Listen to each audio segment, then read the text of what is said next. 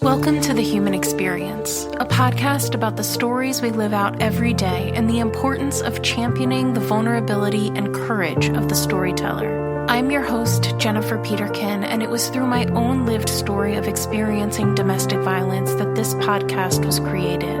By traveling the globe and interviewing each guest in person, I am convinced now more than ever that stories have the power to change the world. You can join our community of storytellers by subscribing, leaving a rating and review, signing up for my newsletter, following me on Instagram, and more. Thank you for being here. In a world full of noise, to listen with intention is an act of resistance. Episode 76 of The Human Experience is an update on Joe's story. Last week, you heard a replay about Joe's past and what made him into the person he is today. Now, more than 2 years later, we're catching up with Joe to talk about what he and his wife walked through to adopt their niece and nephew into their family. It was a difficult and often frustrating journey, navigating systems that in many ways don't work for their intended purpose.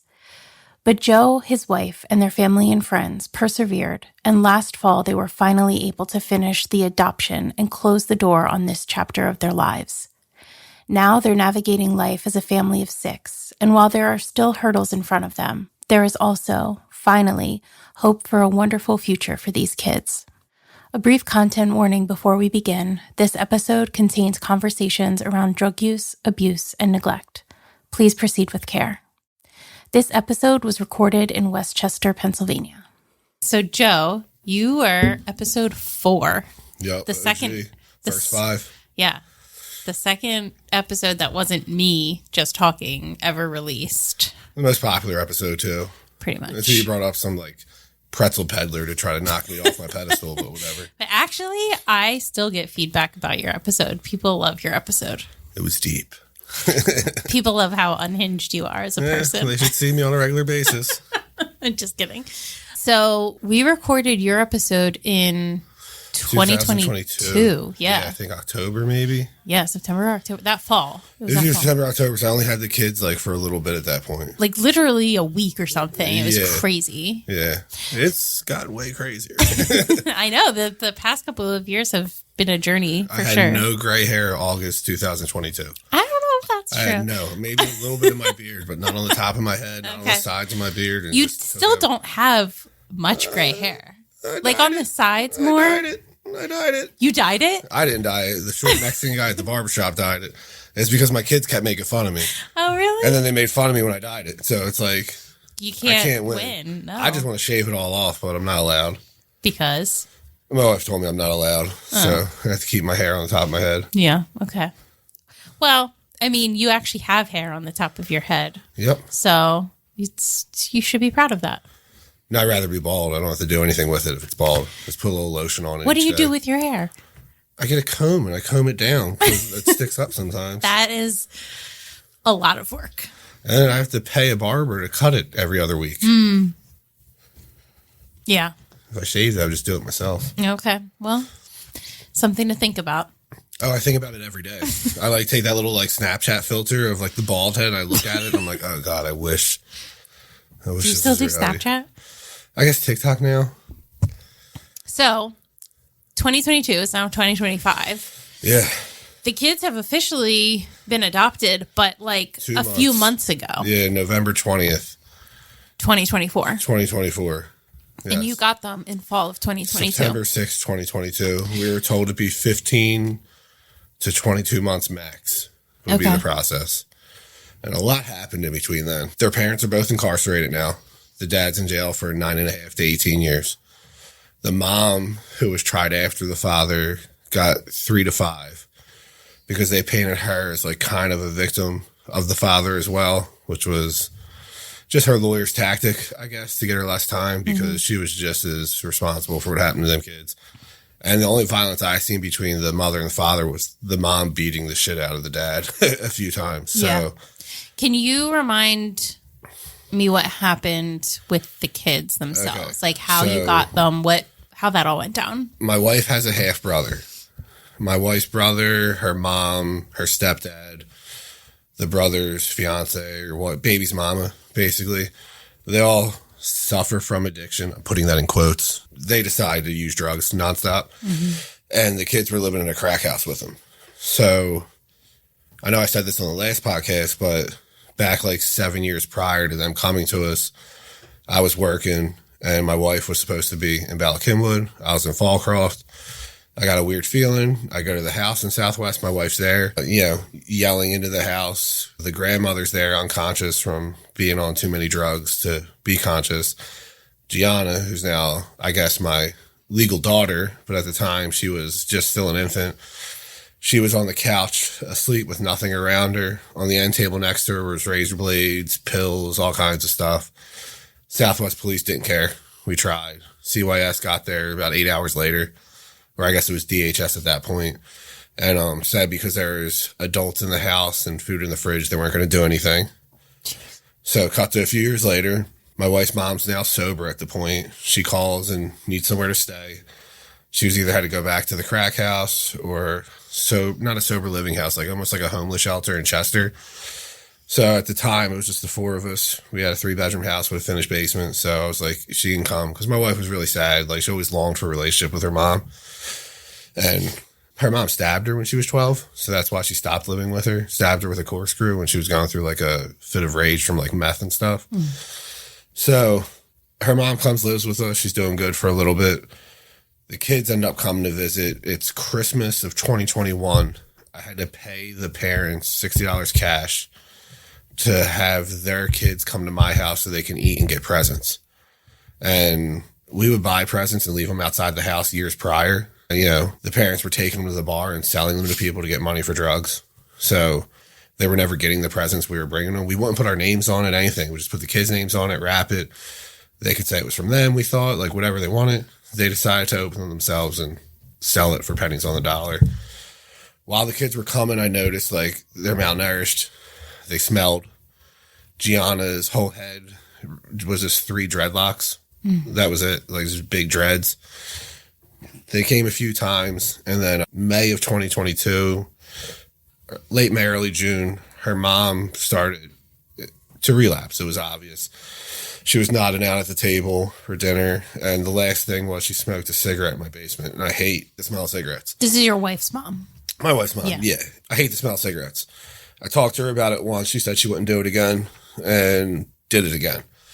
So she was at her clinic, and then she was hanging out with her ex, going around her clinic, her methadone clinic, and, basically getting pills and stealing from Wawa and all this stuff. So I loaded all of her stuff in my sedan, drove it down to the crack house in Southwest Philly, and dumped it all on the steps. In the time she was there, the kids came to stay at our house a few times, and I noticed, things were off, whatever. So fast forward to September, I'm driving home from school. I'm sorry, driving home from work. And I get out, my wife's sitting on the steps crying. And I think I said this last one, but my first assumption was my daughter did something stupid in school already and she was on the phone with the school. But it wasn't that. It was a DHS caseworker calling to say they had a truancy case open for 3 years. In 3 years, the kids went to school 60 days. They lived 1 block from the school. You could literally walk out back and see the school from their house. The mom said she didn't send her to school because, and I quote, if you go outside, black people will kill you. She made her kids terrified of the community around them, which was horrible. They've since been broken of that. They've been exposed to all types of people coming to our house, living with us, and also that's not an issue anymore. But the caseworker tells us she noticed Timothy, that's TJ, it's my nephew. His hair was all like tangled up. He had long curly hair. He smelled. His eyes were red. And when they asked him why, he said, there's no running water in my house. And my mom makes me hold all my bathrooms until I go to school the next day and I don't feel good. Then they tell us they've been trying for years, but every time they would go to the house, even over the summer, the mom would say they were down the shore, which threw up a big red flag for me. It's like these people's windows are covered in aluminum foil. They're missing part of their roof. There's garbage stacked sky high next to their house. And you think they're affording a shore house for the summer? So they come to our house right away. You could just tell things were off. I ran out. I bought them a bunch of clothes. Try to make them feel really welcome and comfortable. We're talking to the mom. The mom gave some BS story that The little girl was like, oh, send us to Uncle Joe and Aunt Michelle's house, please. The reality was the mom called several people, even people who were in active addiction who lived in similar situations, before they called us, because she knew we reported her years ago and was angry about it. Didn't care about what was best for her kids, just her own vindictive, stuff. We get them. Like 4 days later, my nephew's really sick. The caseworker pulls us aside. Now, mind you, this caseworker was saying incredibly racist things about the system the kids were in.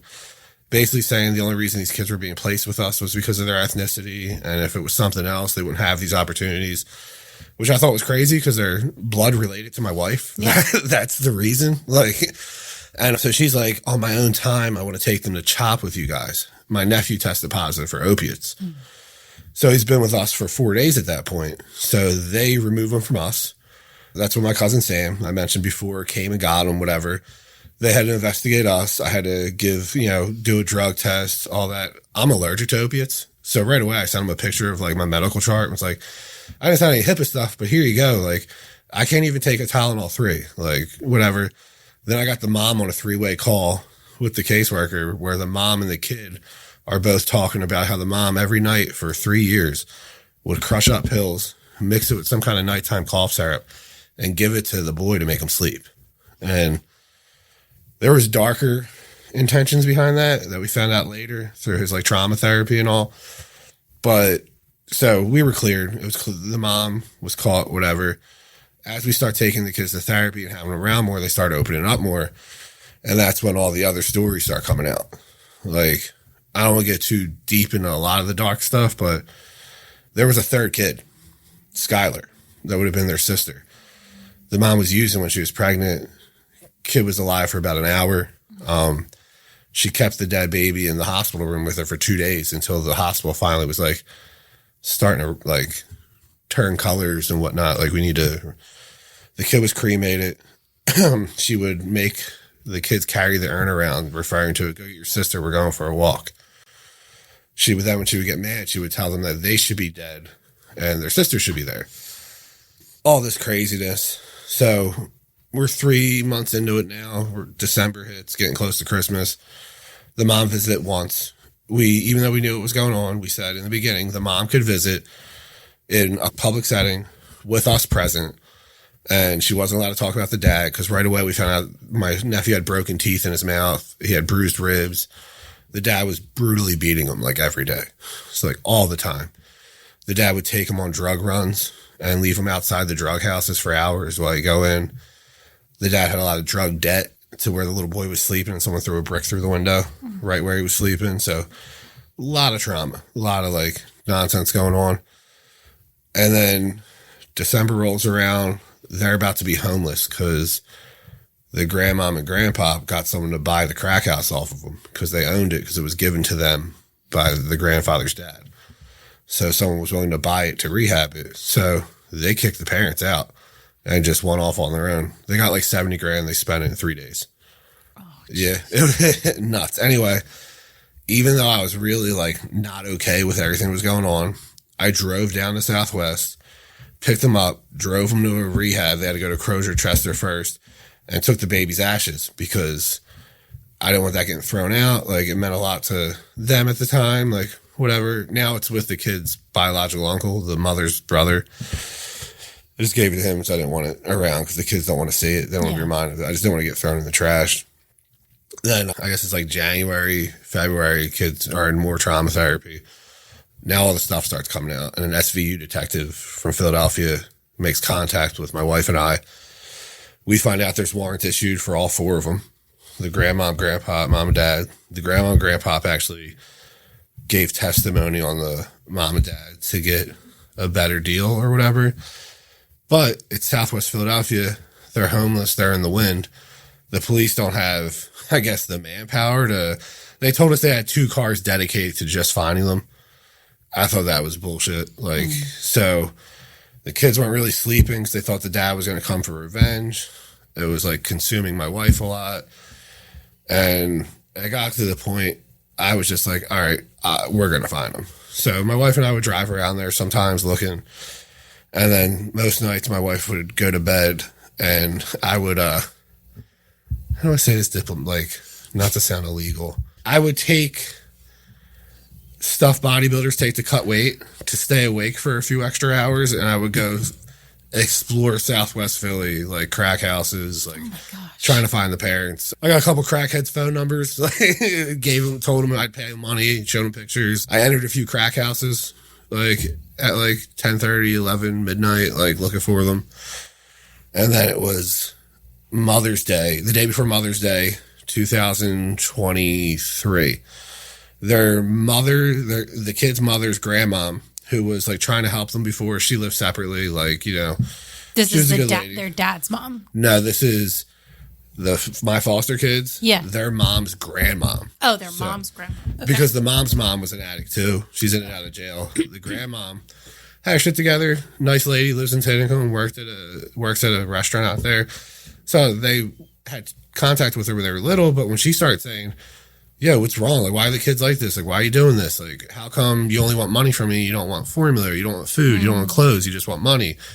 So they cut her out too. So the kids want to make her a big card and everything. So we surprised her at the restaurant. The restaurant's about 10 minutes from the old house. And the TJ was like, "That's my nephew. Hey, can we drive by the old house? I want to see," because it was kind of therapeutic for them to see it being gutted, all the shit being gone, all cleaned up, being rebuilt. So they knew they weren't moving back there because they weren't there anymore. It's fine. So we drop them all, or we drive by, and then we drive out, and we loop around, and we just go a few blocks over to cut back around to go back to Island Ave to go to 95. And their dad's outside of a car shop detailing a car because the drug dealers would give them heroin, and he would detail their cars and do all this stuff. So I drive halfway down the block. I hop out of the driver's seat. I tell my wife, "Get in the driver's seat and just leave me." So she does. I walk up to him. I can't say everything I said, but he told me that his boys were watching. And I said, "Well, tell your boys I'm on steroids and I'm armed. So whatever you want to do, we can do." His boys then just left. He was by himself. My wife went and got the police. It was a little over 10 minutes. I had to keep him there before the police came. And they came, they arrested him. He had a pocket full of heroin, is what they said. He wasn't charged for that because it's Southwest. They probably just threw it out or let him do it all before he went to jail. The mom, so they had no contact with their kids. Their excuse were their phones were broken. BS. They knew they were in the wind because what was going on. The mom shows up to the dad's court date and gets arrested right there. So they're both in jail. Trials kept getting pushed back. Constantly driving to Southwest for interviews. Literally, it would be the morning of, I'd be taking off work. I'd be walking from the parking lot on 15th and Arch to Family Court, or 13th and Filbert, wherever it was at the time. And I would get a text being "Court's canceled." Or I'd be sitting in the courthouse for 6.5 hours. They'd be "They forgot to bring him from the jail. Court's canceled." The system's so flawed. So all in all, TJ got to read a victim impact statement to both his parents. He did a great job.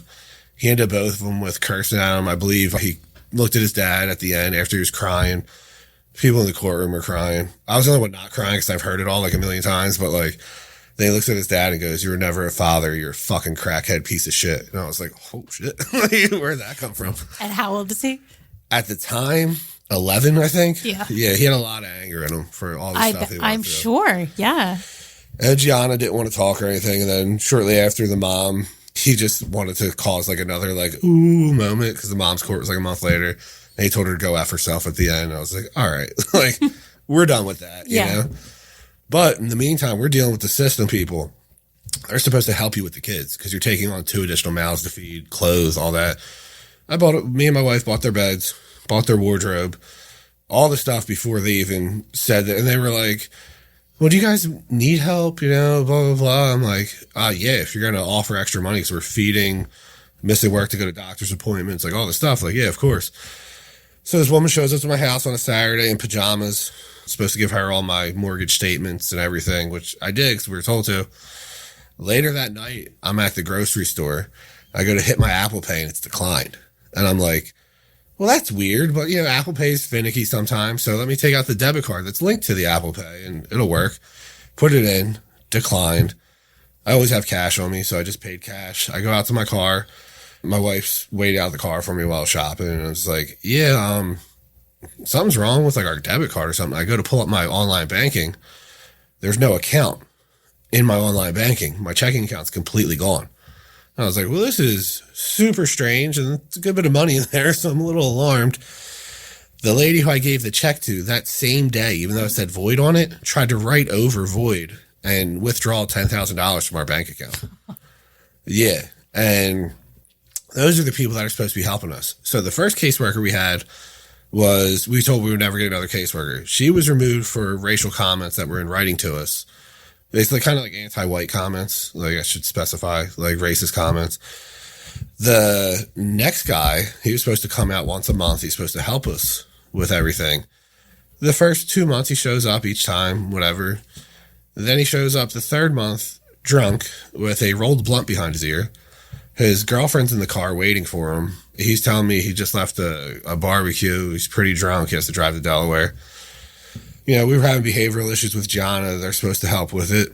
He just doesn't get back to us. We don't see him for 3 months. He tries to call us the day of court to tell us that we need to tell them he's been out every month and doing visits. We didn't. We told him the honest truth because, like, we needed help. We got our third caseworker at this point. He was okay, but he was kind of, like, very appeasing. You know what I mean? He wouldn't actually help with anything. He would just say what he thinks people want to hear in the moment, which didn't work. Like, Gianna's headbutting the floor, having a meltdown. He's like, did you try taking her for a walk? Like, is she a puppy, dude? Like, no, she's having a complete mental breakdown. Like, we need help. Because, like, mental health in this area is terrible. I'm sorry, mental health help. Like, any kind of help for, like, any kind of mental health you're having, they either want to throw pills at you or tell you to do a telehealth, like, once every 90 days. It's not going to work. There's no inpatients for kids. Her mom used meth and heroin while she was pregnant with her. Like, if you look up the fetal alcohol syndrome, like, face, like, the whatever that comes up with it, it's identical to her, but they can't diagnose her with that years later. And like, it would be like different personalities coming out, and we're just struggling trying to get help. Like, so she like attacking my dogs, attacking the boys, breaking shit in the house. Like, it was just too much, but like, we didn't have any help, like, at all, you know? So it was just me and my wife doing everything, like driving from Springfield to, you know, Chop twice a week to take her to appointments. Because you guys had to go to these specific... Yeah, because they're placed with us through DHS, so their insurance was through the city of Philadelphia. So any specialist you wanted to see had to be based in the city of Philadelphia. And now we live in Westchester, so we needed a bigger house. All the extra expenses. Had to buy a bigger car to fit them in. Mm-hmm. Had to buy a bigger house to fit everyone comfortably in. So we moved to Westchester. Her appointments are at 55th and Woodland in Southwest Philly. So I have to drive from Westchester to 55th and Woodland. And I ask you guys make the appointments like 10 a.m., 11 a.m., so I don't have to deal with as much traffic. 4 p.m., you know, like 8 or 8:30 a.m. And the place they have this girl at, it's not just a child mental health facility. It's a methadone clinic, an adult with behavioral issues place, an adult mental health facility, and a dentist office. What? All in one building. And the building's not big. So we're there. I'm driving like to there. I didn't want my wife going. She went the first 1 or 2 times. Like, I really don't want you down there. Like, that area's really bad. It's terrible. Like, one of the cops I met out here used to be a cop down there. And he's like, we're not allowed to really do anything down there. He's like, they sell drugs right out front of the police station. Like, we were told not to engage. Like, wow. Yeah. And that's where she had to go for her help. So finally, after fighting nonstop, we get the court date. Now, the adoption agency was supposed to come out every month, and they're supposed to be adopted, I believe, December of 2023 originally, which would have been within the timeline. Mm-hmm. Then it was March of 2024. Then it was June. Then it was August. Then it was October. Finally happened in November because my wife and I would just pester these people nonstop. The adoption agency was so bad that I would email them all the documents they said they required, and then a month and a half later, they would reply to that email asking me for the documents. Oh, jeez. And I'd be like, hey, you're replying to the email that had everything you requested. And since they kept dragging their feet, certain things would expire, like a physical. I had to get a physical to prove that I was physically able to raise children, although I'm already raising 2 children. Just so I had to get my cat's vaccination records, even though my cats never leave the house. They had to have all up-to-date shots. When my dog passed away, they kept asking for my dead dog's vaccination records. And I was like, why? She's dead. Like, she's not around anymore. This makes zero sense. Like, you guys make no sense at all. Like, but all in all, it happened. They're fully adopted now. The behavioral issues haven't stopped. Like, just the other day, my nephew was kicking the handles off of his dresser because he lost in Fortnite. And it's all that. He's been in trauma therapy. He's been in one-on-one therapy. He's been in occupational therapy. Like, it got to the point where it's just like all focused on their needs for like the last 2.5 years, where it's just so draining, you know? Yeah. But I mean, their parents are where they need to be now. Like, the grandparents are on the run because more stuff came out and the grandparents got warrants. So the grandfather is on the run with pending Megan's Law charges. Like, so if he gets caught, he's going to get some serious time. The grandma won't get that much time. It was more of like the neglect and stuff like that came out. Yeah. But yeah, so that's how the adoption's been going. Like, that's how that whole story panned out, you know? I mean, we're obviously friends in real life, so I've been walking not through this with you. I have no idea what you've been going through, but I've been here in real time, like hearing that's this why it's as weird this stuff. when like interviewing about it, because I've told you all this already. Yeah. So I feel like I'm repeating everything like to you. But it's good, because I would have told you if you missed something. Yeah. I probably did miss some stuff. No, You did been great. wild.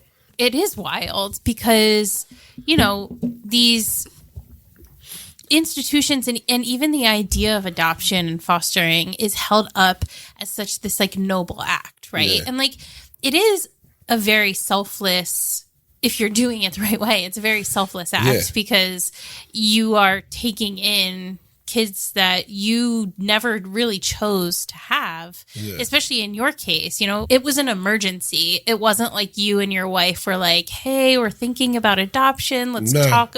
Like, I said it before. I got a vasectomy when I was 30 because I didn't want to have any more kids. I love the two I have. Kids are a handful. They can also be extreme assholes sometimes. So, like, the good times definitely outweigh the bad, but, like, I didn't want to add on to my plate. Like, we were comfortable. We had a 3-bedroom home in Springfield, a big yard. Yeah. I mean, now we have an acre in Westchester, so we're in a way better position. Like, yeah, but we were fine where we were at. Like, the other thing that happened during that, my wife's identity was stolen.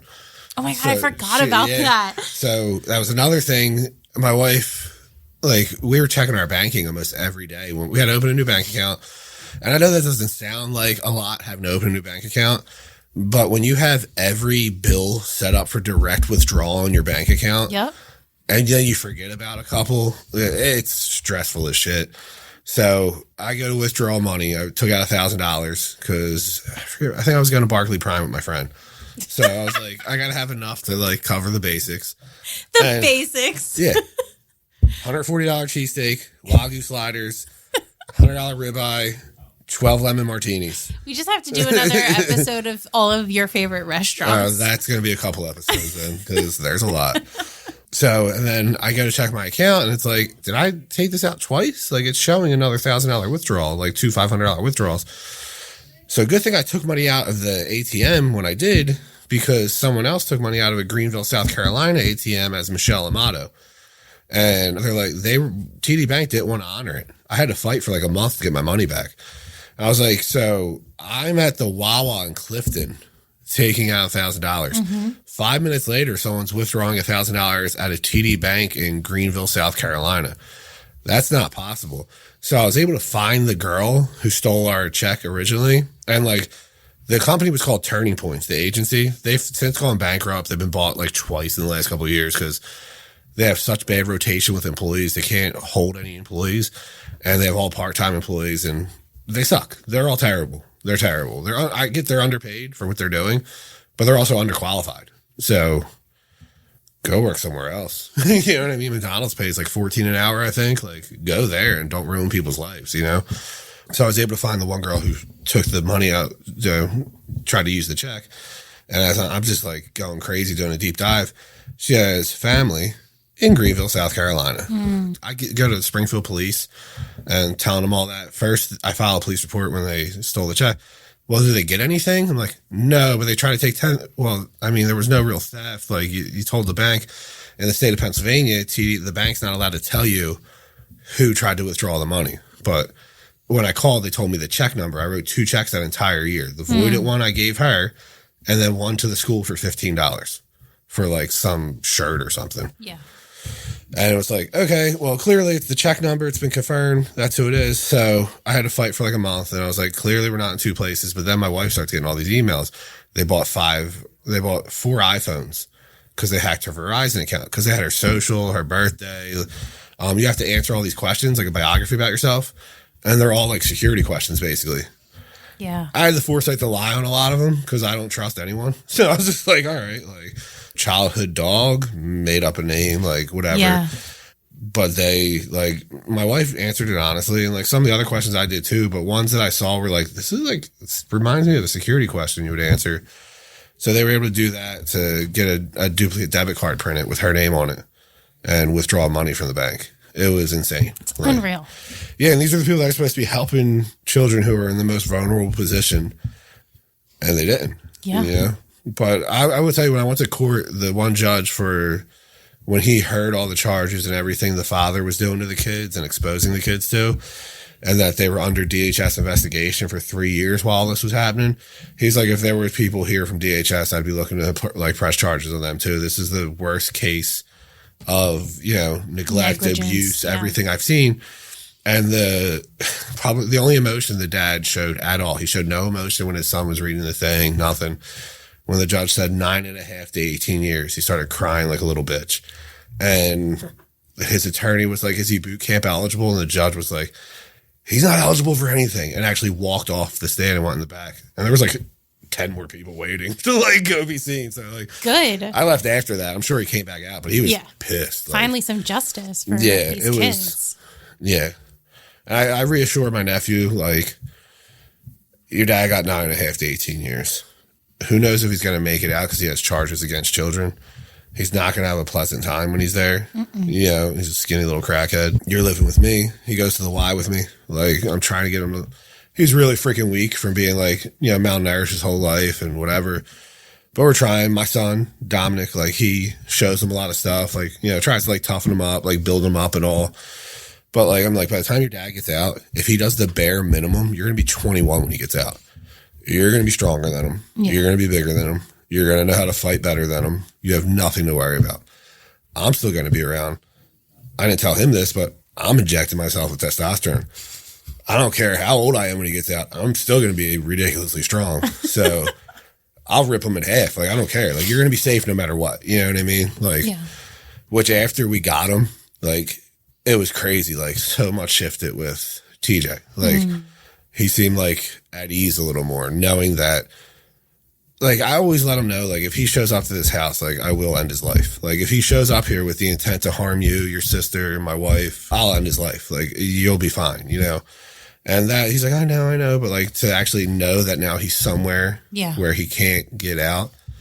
The mom tried to write them, and they were like, no, like, we have nothing to do with you. Well, because at first the kids wanted to talk. Well, especially Gianna wanted to talk to the mom. TJ, so it was really weird because when you're like almost like Stockholm syndrome. Yeah, like that person's an abuser, that person's bad, but that person had some good times. Like, they would tell me that they wouldn't eat for like days at a time to the point where he was too weak to even like get up and move.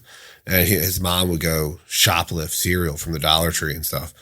But she didn't like the cereal that Gianna got, but she liked Cinnamon Toast Crunch, and that's the kind of TJ got. So TJ would get half of the $1.25 bag of cereal because the mom would eat half of it. But if, say, like, they were all starving and there was a cheeseburger and french fries, she would make sure the dad would get it before anyone else. You know what I mean? Like, there's a lot of resentment there. But, like, once they were away, like, what really actually broke for them was the mom was supposed to be getting clean. And they lied, so they were in rehab. They weren't. They just weren't answering calls. One day, TJ did something good at school, and we're leaving, and he's like, can you call my mom? I'm like, yeah, sure. Answer the phone. She is plastered, like, definitely on heroin, could barely mumbling and all. And could barely talk, was mumbling. I just, like, mumbled right there. But she was, he's trying to tell her, and she's like, like, just whatever. And she would always say the same things when they would talk. What'd you have for lunch today? Like just, basic stuff. He's trying to tell her and she's just asking that. And then she's like, your dad's here. He says he loves you. And like, you didn't hear a word in the background because the dad's probably stiff as a board, like nodding out. And he just started crying. So I just like took it off speaker and was like, like, what the fuck's wrong with you? Yeah. Like, and after that, he's like, I really don't want to call her. Yeah. Like, I'm all good. And Gianna just doesn't give a shit. Gianna, she's very materialistic. You know what I mean? Like, whatever, whoever's giving her something or buy or whatever, that's who which is a thing we're in the process of like trying to break her of because that doesn't lead to great behaviors later in life. Sure. So it's not like, oh, who's giving you the present or who's going to take you out to eat. It's like, who cares about you? Who's there for you? Yeah. You know what I mean? So yeah, they didn't, and it's so hard, childhood abuse like this because there's no standard by which to measure it. Like, and any abuse is not okay. But, when you're abused as an adult, you can hopefully look back and see, well, I wasn't treated like this by other people in my life. Like, I know what love looks like. I know what it means to be cared for. Whereas they just had no metric for that until you guys stepped in. And like I said, it's been very hard because they'll be doing good for a while. And then it's almost like a relapse. Like they'll just, especially her, like she has really like, she'll act out violently, like a lot. Like she attacked Dominic and I always told Dom not to put his hands on girls and stuff. So she'll like scratch him and stuff. And she grabbed my dog and like pushed his head into like the wall and like he's sweet. So he like just like kind of like was like, what's going on? Like, he didn't know what to do. He just cried and like ran away. I would draw a line. She hurt my cats. She's losing everything in that room besides the mattress. Like, I don't know what I would do. I'd just be really upset. But yeah, it's been. So dealing with the system has been, I know for you, such an incredibly frustrating. I know that's like really understating it. Yeah. It's so hard because there is the juxtaposition there of like, that social workers, there are good social workers out there and they don't get paid enough and they have too much on their underpaid. The ones who care. Yeah. And they're very underpaid. Yeah. Underappreciated, put in horrible situations. Right. So like, they exist and that shouldn't be the case for them at all. Yeah. But then your experience was the complete opposite of that. Yeah. And you had people that just should not have ever been in social work. Not at all. Yeah. It was terrible. It was like just waiting for the next bullshit thing to happen. Like, no matter what. Like, it was this, you knew something. Also, I wanted to clarify, the thing I was taking to stay awake all night wasn't any kind of hardcore drug. It was clenbuterol. All right? I just wanted to put that out there. I should have said that back then. But, I was like, I don't know this. Yeah. Is this like, it was just a little dropper. Cocaine? No, God, no. I'm not really, caffeine's my thing, but I know. I already have like 3 or 4 energy drinks in me at that point of the day. So I was like, I got to kick it up if I'm going to be, scaling fences and going into crack houses. Gosh. It just like doesn't surprise me at all knowing you as a person, but it's still my friend Bob called me. He was like, are you all right? Like, what's going on? Why are you in Southwest Philly at 11 o'clock at night? I was like, oh, I'm good. He's like, I would come with you. I'm like, no, it's all right. No, I'm fine. You guys want to be superheroes is what I'm hearing. I mean, if there was something I could inject myself with, like in all like the boys and stuff like that to become a superhero, I would not hesitate. You know what I mean? It'd be cool. You do have a lot of Batman paraphernalia. So. Yeah, I do. I don't have the money or the abs, but I have the intention. Yeah. I love it.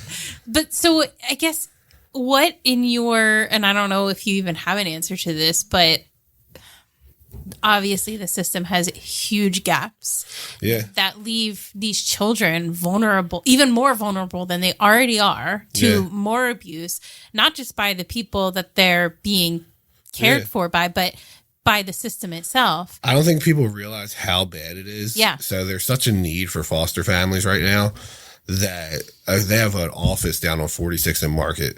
There are bunks like in like a prison type style, like camp thing, like a bunch of bunks in one room that kids are staying on. And these kids range from like 3 to 17. I'm not saying because you grew up in the system, you have ill intentions or whatever, but who's to say that 17-year-old isn't a pedophile or whatever? You're putting them in the room with sleeping 3 to 5 to 10-year-old. You know what I mean? Like anything could happen. Like, and that's the thing. It made me so upset. I wanted to start like if I had time, like during it, I was telling my wife, I want to start some kind of thing for like to help with it, because the money's not allocated correctly. Like they give you clothing stipends, which we haven't gotten, you know, which I think we got one the whole time, and which I'm fine with. I'll buy the kids clothes or whatever. But the one guy that was our second caseworker told us how he'll hook some families up if when they order it, they order a couple extra things that he can give his kids. Wow. And I'm like, wow, dude, like, that's terrible. It's just, there's so much. There's so much wrong. Like, if I really sat down and like started jotting things down, I have a lot of examples of some really terrible shit, you know? So how do you think it gets fixed? Because there's Complete no system other overhaul. Yeah, because there's no other options, right? Yeah, there's a lot of buildings sitting empty right now.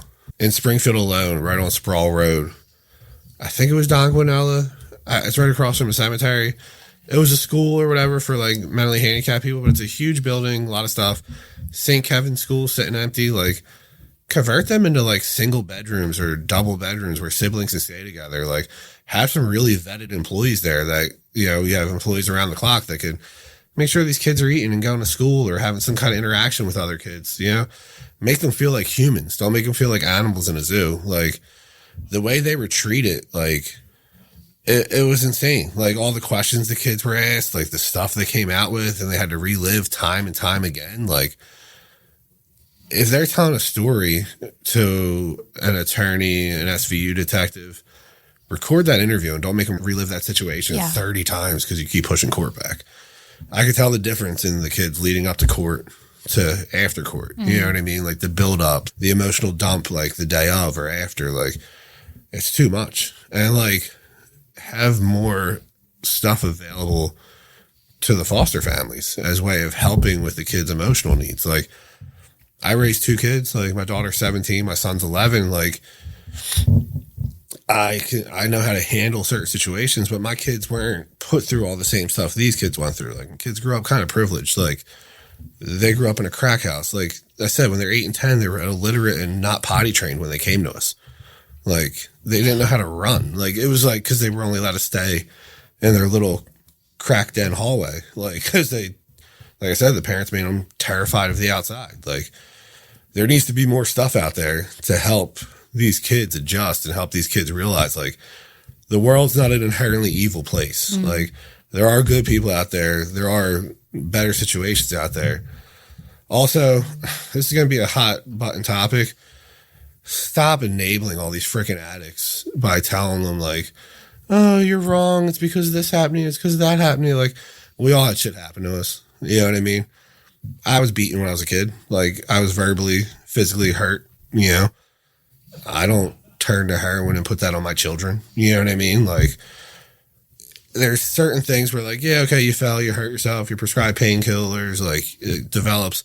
That wasn't their story at all. Yeah.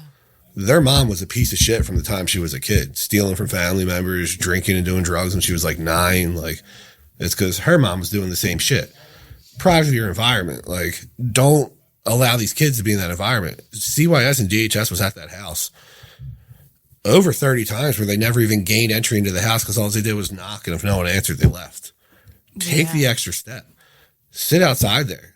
You know what I mean? Watch it. Like, when you're calling these people and they're telling you they're away doing, like, some luxurious vacation, but you're standing outside a dilapidated crack house, use common sense. You know what I mean? Like, there needs to be more, I don't know, like, more serious punishment for these people. Like, I don't know.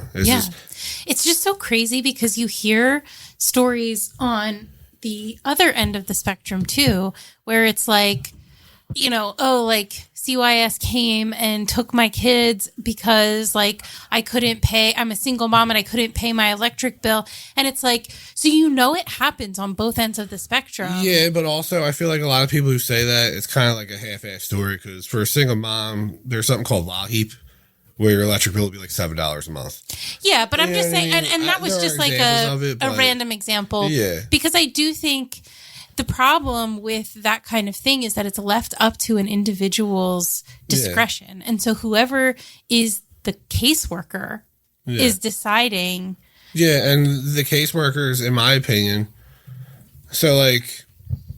And we could be talking about totally different areas, too. Our first caseworker, she was based out of Philadelphia mainly.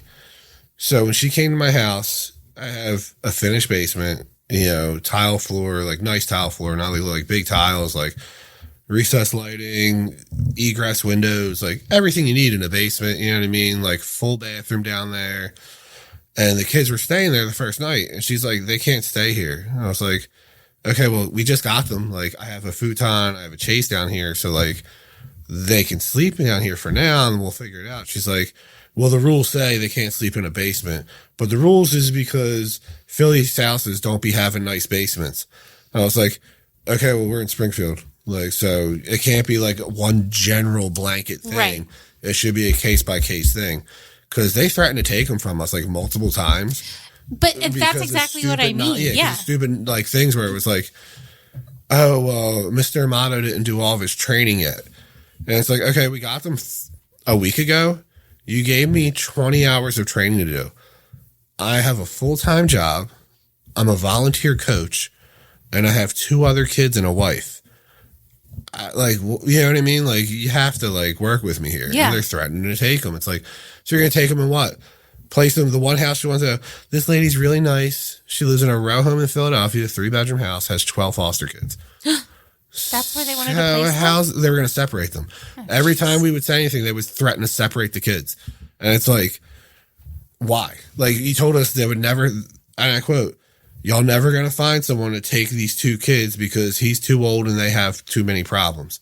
But every time we'd be like, give them a little pushback right away. Well, we'll just take them and put them in different homes and separate them. And the one time I called their bluff, I was like, okay, go ahead, come and get them then. Well, no, it's a whole process. It could take months. It's like, okay, well then shut the fuck up and give me more than 3 days to do these 20 hours worth of courses. You know what I mean? Like, which honestly was the dumbest shit. Like, how do you deal with a kid with different ethnic and cultural beliefs in you? It's like, they're my nephew and niece. This doesn't apply to me. But it was like a 2-hour video about that. And it's like, you guys got to be more case specific with this stuff. You're wasting time of both the parents, the resource people, like all of it. You know what I mean? Well, and it's like, why follow those rules? But they lived in that house. Like, TJ was alive for 11 years before he was taken out of that house. He was like 10 and a half when he came to us. So basically, and like, they witnessed such horrible things. You know what I mean? His tooth was broken. Like, his ribs were bruised. Like, he was fed opiates for years. I mean, I get it. The kid's annoying sometimes and asks too many questions. Just give him a spoon to knock him out. But, like, it's like, come on. Like, you know what I mean? Like, he had an Xbox for a month. He only had the demo of the Hitman game, which it plays the first 5 minutes of the game. He would play that for hours a day, nonstop. And, like, it caused a lot of, like, issues. You know what I mean? Like, he's doing a lot better, but like I said, he, like, didn't know how to use a fork. Like, he's been with us 2.5 years, and I have to remind him how to, like, eat properly all the time. Like, and he's had occupational therapy. So there is some damage there that, like, it's taken a long time to, like, reverse. It's been, like, I know 9.5 to 18 years sounds like a long time. I feel like they should have been put to death or gotten life. Because they're just terrible people. Yeah. And, like, the stress that's put on my family, my marriage, like, my relationships with other people, like, Richie. You know what I mean? Me and Richie used to go out to breakfast every other weekend. And I kept having to cancel on them because they might wake up at 5 in the morning and be spazzing out. Yeah. You know what I mean? Or, like, so I would go to the gym as soon as it opens on the weekend. And then be back home trying to get there while they wake up so they're not doing crazy shit around the house. So I couldn't justify going out to breakfast with my friend at that time. You know what I mean? Yeah. And he's not around anymore. So, like, that kind of sucked. You know, like, it was just a lot. Like, you know, canceling things last minute because they're having meltdowns and I don't want my wife to have to be left alone to deal with it. I mean, she was capable of dealing with it, but at the same point, it's like, she shouldn't have to, you know? We were told all this help we were going to get, like... We didn't know about Reprieve. So they're supposed to send them to Reprieve. So there's other foster parents that'll basically babysit the kids for a weekend so you can have a break. We adopted them in November 2024. We were told about Reprieve October of 2024. But then when they told us they would have to go to Philadelphia and, like, they would be placed with other foster kids ranging ages 3 to 17. I was like, I'm not comfortable with that. Yeah. Like, there's been enough trauma to these kids. Like, I'm not saying because the kids are in the system, they're messed up, but I don't know these kids. Right. I don't let my son sleep over anyone's house. Like, he hates me for it. He says I'm overprotective. I don't care. I'd rather be called overprotective than, something else happen. Yeah. So I think that, we talk a lot about the trauma of victims, as we should. Yeah. But we don't necessarily talk about secondary and tertiary trauma when it comes to the family members who have to deal with the fallout of victim traumatizations. Because you guys are also going through trauma as you walk through this with them. And it's not over by any means because these kids aren't healed. It's going to take a lifetime for them. Yeah, and when you think, the thing that gets me is like, when we think they're doing good, it's like one thing, and it'll be right back to square one. You know what I mean? So that's just, you're always waiting. With Gianna, there's signs. Like, she'll become manic days leading up to it. Like, she'll talk a lot, be super emotional, whether it be like happy or like whatever. Like, and then something's about to go down. Yeah. TJ he'll be doing great for months, and then you'll find out like all the stuff he was saying to people on video games and things he's been breaking and like things he was saying to kids at school, and you're like, oh my God. Like, yeah. So yeah, we're getting there, but it's been a slow battle. Well, and again, you already said this, but the resources really aren't there. Terrible. Resources do not exist. I mean, I want to it's not all bad. Like, they've been doing, it's been okay. Like, but we've had zero good interactions with anyone from any of these programs or places, organizations. The only good people we've met were the kids were appointed an attorney through the, city of Philadelphia to represent their interests during the adoption. And those people were great. Like, the one lady come out to the house every couple of months, like, talk to the kids, talk to us if we needed stuff. Like, so the mom's attorney, who wasn't her criminal attorney, she was her reunification attorney. Mm-hmm. She was supposed to lose all contact with us after the city ended the reunification process because everything in her custody was taken from her. She reached out to us. Oh, Marissa, the mom, wrote me a note from prison. Like, she wanted me to reach out and give it to her, blah, blah, blah. And I'm like, she has an absolutely zero contact order from the judge. Mm-hmm. You're violating this. She's violating it. And she tried to be like, well, since I was her attorney, blah, blah, blah. So my wife just forwarded it to the kid's attorney. And then we got a separate email apologizing from her saying she wouldn't make any more contact, like all that, because she was wrong for doing that. Yeah. She had a soft spot for her, but like, I'm very like black and white meat and potatoes. Like, there's no soft spot for someone who did this to kids. Mm. I don't care that she was high. I don't care like she had like those urges to fulfill her, drug addiction by any means necessary. I don't care. Like, these kids were the victims. Like I said, like, okay, she had a shitty upbringing. Like, her dad was killed when her dad was 17, the mom, and he was murdered when she was a baby. Oh yeah, that sucks. But like, you didn't know the guy. I know it sucks, but like, you grew up with another whatever, but you chose at a certain point to continue to be a piece of shit. You continued the cycle of abuse with your children. And that's what it is. That's what I hate. Like, I could beat my kids if I, like, you know what I mean? Like and blame it on your past. Yeah. I was hit too. I don't do that. No. I'm petty as shit. I'll order a 6-pack of Crumble and eat it in front of them and be like, no, you're bad today. You don't get any.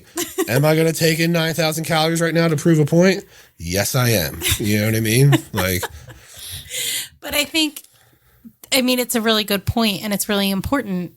Yes, victims need help. They need resources. Yeah. But there is a certain point where you have to become accountable for what's happened to you and what you're going to do with that. So yes, absolutely.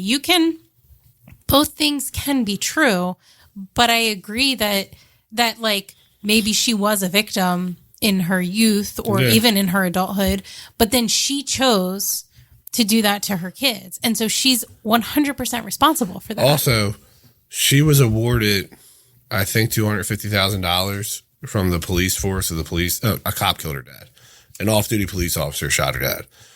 It was her dad's friend's dad. It was like some kind of crazy shit, whatever. But again, like I said, she was a newborn who never even met her father. Like, I get it. It could cause trauma later. But when she was 18, she was given $250,000 in like 6 or whatever separate payments. Every time she would spend it on really dumb shit. And yeah, you're young. I mean, I graduated high school when I was 17 and started working full time the next day. And I was in the union by 18. So I was making a lot of money at that age.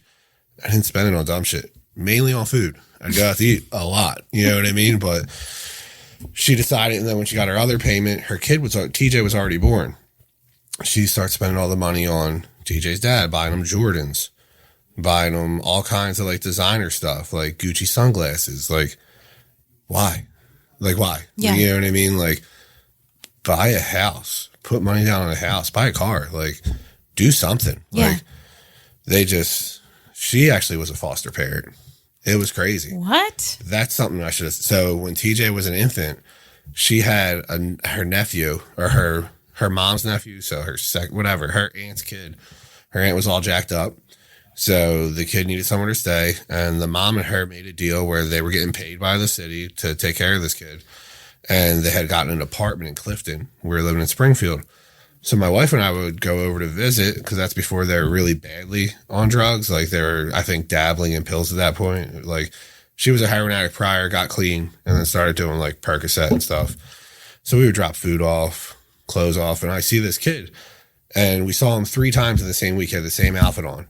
He would watch Wreck-It Ralph on a DVD in a bedroom where there was like a mattress on the floor, and that was it. So mind you, we're young parents. You know what I mean? We have our daughter. Like, we're okay. Like, but we ended up buying the kid like a bunch of clothes. We bought him a bunch of DVDs, some toys, like all that. They were like yelling at us for doing it. Like, we can take care of him. Like, dude, he's had the same fireman pajamas on for like a week. Yeah. Like, you don't let him leave the bedroom. Like, he's watching the same DVD on loop. And like, they're just collecting that check though. Like, you know what I mean? So like I said, it goes back to, I believe she was inherently evil. And I just think the addiction was the excuse she used to get by all this time. Yeah. Yeah. So, yeah. But he's good now. He was adopted by another family. I ran into him. So we made it a point to connect the kids with any family member who was on that side that was doing good and not a complete piece of shit. We went through Facebook, started finding people, and like, it was good because she had a lot of great aunts who were involved in her life early who had to back away because of the way she would treat them. She would steal from them, lie to them. But the kids got to see them. Like, we went to Christmas Eve over there, not 2024, 2023. And they got to be around all them. We went to her uncles around the same age as her. We went to their like kids' first birthday or like christening, stuff like that. And we saw the kid that was being raised by her. He's like 17, 18 now. He's doing great. He had a new family. Like, he's healthy. He plays football. Like, it was awesome. Like, getting to see him. I wouldn't come up and be like, hey, remember when you were in like fireman pajamas watching Wreck-It Ralph all day? But like, it just made me happy. Like, oh, good. Like, that kid went through hell and he's doing good, you know? Yeah. But it was also sad 'cause at the same time, he's like, does anybody know if like my mom's coming? Because like, he still had the tumultuous relationship with his mom because she was still in active addiction, you know? But yeah. I mean, if I can go back in time to September 6th, 2022, I probably would have just been like, nope, not doing it. Would you really? I don't know. Probably not. Which was like, at the time, Richard pulled me aside and he was like, are you sure you want to do this? And I remember being like, why the fuck would you say that to me? Like, do I want to do this? Like, no. Like, do I have to do this? Yeah. But then I realized as like I was being stolen from and, you know, made to get a physical every 6 months and have people in my house every other week and going through my drawers, looking under my bed, like all this stuff. Like, he knew what I was going to go through because he had to deal with it with his nephew for a little bit. So he was just saying, like, giving me a heads up where everybody else was like, yeah, bless you, good for you. Not like, you're about to go through hell. You know what I mean? But yeah, so I don't know. I guess I would because, like, I care about other people. But at the same time, I wish I would have known going into it that, like, it was going to be hell on earth for, I mean, we're still going on, like, 2.5 years at this point. So it's a lot. I mean, I think, and I actually think it's really important that you say that you're not sure. Like, yeah, probably, but it's not necessarily a happy story. Yeah, like it kind of made me have like a little bit of resentment in the beginning because it's like my life wasn't easy by any means, but it wasn't like this. You know what I mean? And it's like I could just be chilling. Like my son's well adjusted. Like my daughter could be a bit of an asshole from time to time. She's a 17-year-old. She usually only, like if I showed you my text on my phone, Dad, I have $110 for the snowfall dress. Dad, can you DoorDash me Chick-fil-A? Dad, can you drive me to school and stop by Rolling Stars and get me a breakfast sandwich? Like, literally the only text I have from her. It's not like, hey, Dad, how's your day? Like, that's it. You know what I mean? I do love Rolling Stars, actually. Yeah, it's pretty good. But then she shits on it, too. She's like, I'd rather have a Wawa breakfast sandwich. If I'm like, oh, you want to go to Rolling Star? If I suggest it, worst idea out there. Well, she's 17. Yeah, I know. But, like, we had our, I guess, the way, we had our routine. Like, we had... And it just threw like a whole thing. And it made me feel like it took me away from them. My son don't give a shit. He's 11, so 9, 10, 11. As long as he's playing Fortnite, me and him get to go out once in a while, he's fine. Yeah. You know? But my daughter was like, you're like taking her to all these appointments and you can't drive me to work today. I'm like, I'll pay for your Uber. Like, I'm one person. Like, me and your mom have to go. So you have to be a part of this appointment. You know what I mean? But I felt like it would be easier after the adoption, and it just hasn't. Like, they still haven't sent any of the stuff they were supposed to send. We're going on 2 months now. Like, their birth certificates, they're supposed to have new birth certificates. We still haven't gotten those. Like, it took the lady a month to send us the pictures from the adoption. Like, there's professional pictures taken. They were like, oh, we're just really backlogged. And, like, even we're supposed to meet with the adoption attorney. We drove all the way to 4th Street from Westchester for an 8:30 appointment. And she's like, oh, she's sick. She's not going to come in today. Oh, jeez. Didn't call us, though. They waited till we got there, paid for parking, went in. I was like, oh, yeah, she's sick. No one called you? I'm like, I had to leave my house at 7 a.m. and have someone else come to my house to make sure my kids got on the bus. Like, yeah. What? Yeah. Like, what do you mean? Like, it's crazy. Yeah, but I don't know. Looking back on it, I guess it was best for them. And, like, my son and my nephew are pretty close. My son's younger than him, but he's like, I guess like alpha dogs him all the time because like he's so much stronger than him. Like, but it's good though. I think it was good for them. It's good I think them, that caused issues with the girl though. She doesn't have somebody like that, you know, where like, you know, it was just the two of them all the time. And now he has somebody else, you know? Yeah. Yeah. But it's hard because, you know, what do you do if you come to a point where it's like, I know that you've had issues where you guys feel like you're at the end of your rope, and what do you do from there? You know, drive 90 miles an hour into a tree on my way home. That's what. No, I just keep going. Like whatever it is, like we try to show them that like we're always going to be there for you. Like you can keep doing this like anti-us stuff, like angry stuff. Like we're not giving up. Like my niece has been in 2 trauma-informed therapy things. She was in the Horsham Clinic in Broomall. Outpatient, they won't do inpatient. Horsham Clinic again out here in Coatesville. That just finished in December. Now we're meeting with Devro at the end of January. That's supposed to start in February. Outpatient again? Yeah, they won't do inpatient. They basically said with the one out here, due to the ages of the other people that'll be there, they fear for her. And I was like, oh, God, yeah. I was like, we're good. Like, you know what I mean? So yeah. Yeah. But I mean, all the sports stuff, like we take them to the Y, showing them how to like exercise, like get it out that way. Like, yeah. The thing is, we got my nephew a cell phone for Christmas because he's going to be 13. We got her a flat screen, like a smart TV because she had like a little TV. So we got her a big smart TV and all. She came out bobbing her head being like, I should have got a phone. This is like, I'm like, oh my God. Like, you didn't have Christmas for 8 years. Yeah. Like, you know what I mean? Like, it's crazy how spoiled they have become and like entitled after like last year they went to Portofino Bay, Universal Studios for a week. We got like a 7-bedroom house in OBX for a week. You know, they've been to Lancaster in the mountains all in that year. Like, they're trying to make up for like shit they didn't have. Like, I did vacation for 4 years before that. Yeah. And then like last year, just like trying to, you know, do stuff. We're taking them to Lake Harmony next month. They're going snow tubing for the first time. Like, it's all been like first for them. So just trying to like keep it going, but also not spoil the rotten. But it's like hard at the same time because it's like, for a while, I'll be honest, I was being a little manipulative and be like, you know, they've never been to this restaurant. Like, we should take them right now. I don't think they've ever had soup dumplings. We should go to Tom's Dim Sum for dinner. Like, just to like, feed my own addiction. But she caught on to that pretty fast. She's not stupid. Yeah. And they're like, we don't want to go to all them places. I'm like, shut up.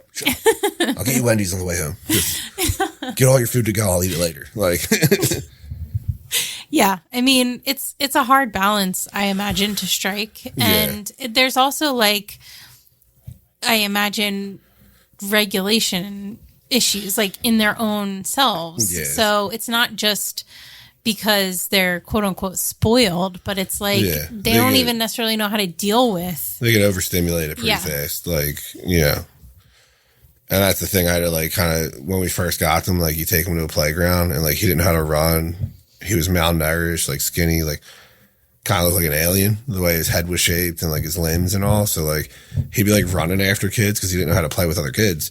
And kids would be looking at him like, what the fuck is that? Like, you know what I mean? Like, why are you running like that? Why do you look like that? Like, I'm not your friend. Get away. Like, so like that was a lot of work, Teach them how to build relationships with others have been kind of like a trying situation. But do they have friends from school? Gianna, yes. Okay. Which is weird because she's the one who has the most trouble at home, but at school she kind of thrives. Yeah. Like TJ, I just think he's too much at times for people, or too like weird because he didn't grow up right, and he doesn't like. I have to tell him like, you don't say this to people. You don't like. Don't be so self-deprecating. Like, don't like. My son's trying to tell my son, since we moved out here. We moved from Springfield to Westchester in June. My son had a birthday party in November. He had 32 kids there, and they're all like, he's been invited to like a dozen parties. He has one next week. Like he's going to.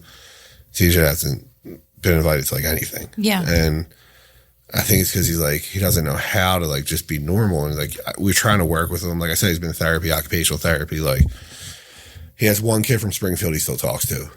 And another like kind of like dorky kid. Like, like that little like whatever. But we're trying. It's just, he's too much. Like he doesn't know how to like self-regulate with certain things. Yeah. So it's like, Gianna's crushing it though. Like, she has a lot of friends. It's actually, we found a family out here that's raising their niece and nephew as well. My son's friends with the nephew and Gianna's friends with the niece. So like they've been like doing stuff together, hanging out and all. So that's been cool. And Dom doesn't have any classes with the kid. They were just on the playground at the same time at school, and they started hanging out, and Dom approached them. They're cool, Yeah. So I volunteer at the school a lot, and like I see him like interacting with kids in class, and he's like, his little girlfriends and stuff, and like, you know what I mean? Dom. Like, yeah. Not TJ, yeah. No, not TJ. TJ's holding out for John Cena. That's what he wanted his name to be. So they changed the name for adoption.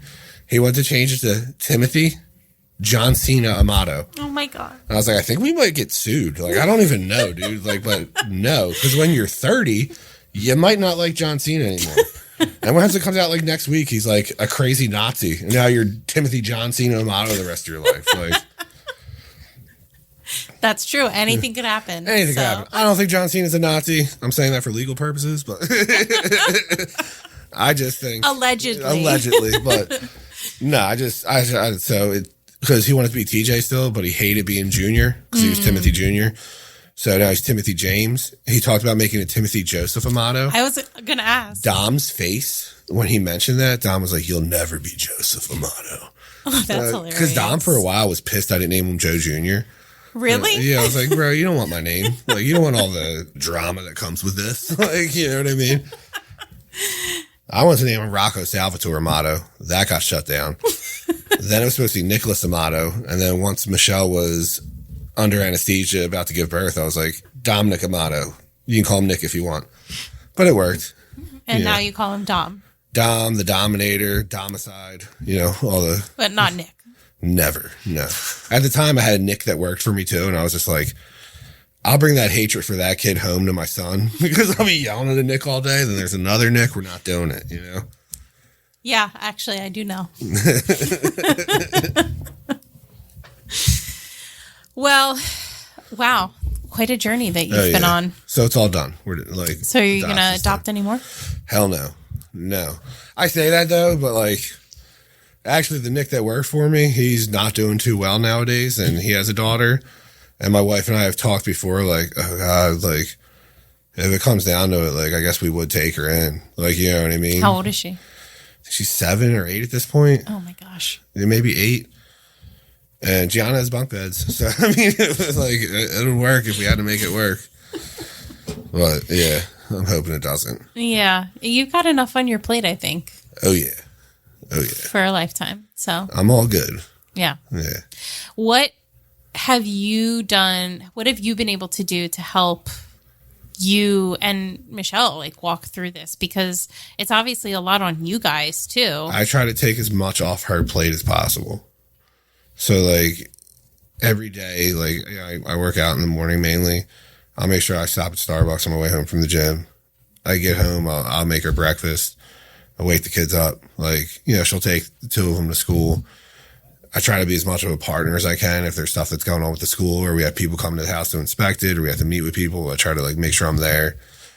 To your team, Michelle which grew is up. awesome. Yeah, Michelle grew up with that same woman as part-time. Her dad's no better. Her dad's a complete piece of shit. Like we have no contact with like almost anyone in her family. Yeah. So I just try to be there. Like we always have each other's back with decisions with the kids. Like we don't make a hasty decision without, although I got down with PS5 and a monitor for Christmas and there was a little pushback on that. And I was like, I'm going to do it regardless, you know, but other than that, like we both spoiled Dom because he's like the nicest out of all of them, but we try to be on the same page with everything. You know what I mean? Like as supportive as possible for her. Like if she needs me, like if she called me at work, I'd leave, like see what I need to do. Yeah. I mean, it's awesome that you guys are such a team together. Yeah. It's really important, I think, for the success of your family. Yeah. But what do you do for you then? Inject myself with testosterone and lift heavy weights. That's how I cope. And I go out to really nice restaurants like used to be once a month. You know, it's like every other month. Because it's a bitch to drive to Philly from Westchester. I didn't think about that when I moved. I was like, oh yeah, dude, we're going to Dante and Luigi's. Like, it's like an hour and 20 minutes now instead of 45 minutes. Yeah. It sucks. That's about it. I don't know. Try to relax at the end of the day. Just like unwind sometimes. I do have my medical marijuana card, so that takes the edge off once in a while. The best thing for me though is I like going to the gym and put my headphones in and like closing out the world around me. Now, if I could just diet, I'd probably look great, but I'm good. I'm going to eat like shit and lift heavy weights. That's going to be it. I'm less concerned about the food than the amount of energy drinks. I was down to 1 a day. Your brother started drinking 2 a day again, so that kicked me up to 2 a day. But I didn't have any pre-workout this morning, so 2's not that bad. And I'll end it with 2 because I was drinking so many, I was getting vertigo. Yeah, I know. Look it up. It's pretty wild. Like, I was like, what's going on with me? Like, what's wrong? Am I dying? I was like, it's just vertigo. Oh, yeah. All right. I was getting really nauseous and dizzy. Heart palpitations. They sucked. But now it's like 1 to 2 a day. You know, it's only 400 milligrams of caffeine. I was drinking 16 shots of espresso and 5 cups of coffee a day. So like. Yes, I know your caffeine addiction has been long standing. Yeah, that's right. And I'm damn proud of it. That's right. It makes me function better. You know what I mean?